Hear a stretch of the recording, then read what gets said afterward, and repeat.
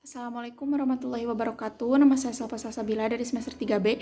Di sini saya akan mereview jawaban UTS Hukum Administrasi Negara, yaitu nomor 1, menurut JM Tenbart, HAN adalah perpanjangan hukum tata negara atau sebagai hukum sekunder yang berkenaan dengan keanekaragaman lebih mendalam dari tatanan hukum publik sebagai akibat pelaksanaan tugas oleh penguasa. Pada akhirnya, HAN itu muncul sebagai instrumen untuk mengawasi penggunaan kekuasaan pemerintahan. HAN dapat berbeda dari negara satu dengan negara lain karena keberadaan hukum administrasi negara setiap negara itu berbeda, baik berbeda dari segi wewenang, tugas, dan fungsi administrasi negaranya. Maka dari itu, pasti HAN dalam setiap negara pasti berbeda-beda. Menurut CAJM Kottmann, HAN dapat berbeda dari negara yang satu dengan negara yang lain akibatnya. Yang pertama, perbedaan persoalan kemasyarakatan dan pemerintahan yang dihadapi penguasa. Yang kedua, perbedaan sistem politik. Yang ketiga, perbedaan bentuk negara dan bentuk pemerintahan. Yang keempat, perbedaan hukum tata negara yang menjadi sandaran hukum administrasi negara. Nomor 2, hukum administrasi negara atau Eropa kontinental. Menurut William Konginenbelt, HAN adalah kumpulan peraturan yang mengatur tentang seluk-beluk atau hal ihwal kehidupan lembaga eksekutif.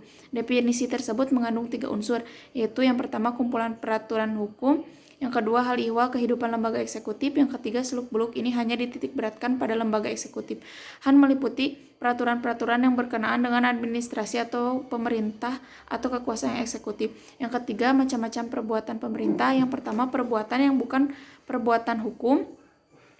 Pengertian perbuatan pemerintahan yang bukan perbuatan hukum adalah tindakan pemerintah terhadap masyarakat yang tidak mempunyai akibat hukum.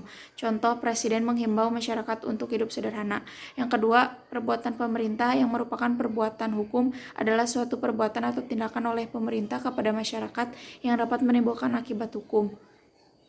Lalu selanjutnya ada perbuatan nyata, adalah perbuatan pemerintah dalam rangka memberikan pelayanan.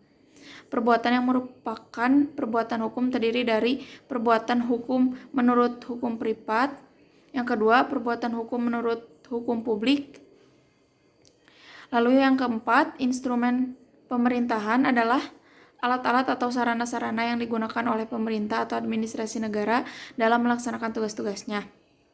Dalam menjalankan tugas-tugas pemerintahan, pemerintah atau administrasi negara melakukan berbagai tindakan hukum dengan menggunakan instrumen diantaranya, yaitu instrumen prasarana meliputi alat tulis-menulis, sarana transportasi dan komunikasi, gedung-gedung, perkantoran, dan lain-lain sebagai kepunyaan publik atau publik domain. Lalu yang selanjutnya ada instrumen yuridis, seperti peraturan perundang-undangan, keputusan-keputusan, peraturan kebijaksanaan, perizinan, instrumen, hukum, keperdataan, dan sebagainya.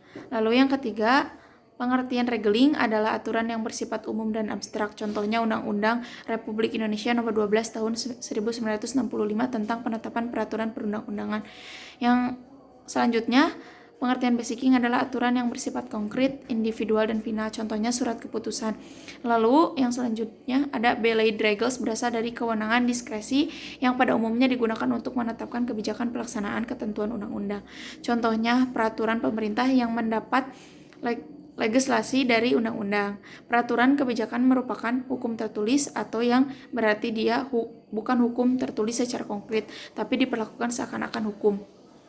Lalu ada pengertian dari Belayed Sovereign Comes adalah kebijakan yang diperjanjikan. Contohnya, penerapan perjanjian politik calon bupati. Mungkin cukup sekian yang dapat saya sampaikan. Wassalamualaikum warahmatullahi wabarakatuh.